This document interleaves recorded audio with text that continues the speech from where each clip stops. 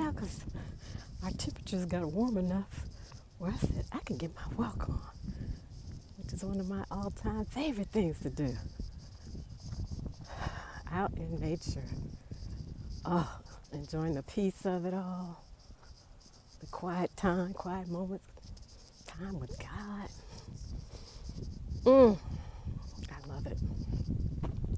So I will say, for those of you in your single season or in your life after 60 season, your 60 and thriving season, your in-between seasons,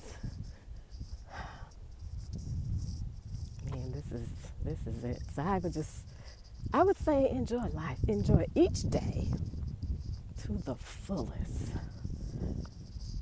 Don't sweat the small stuff.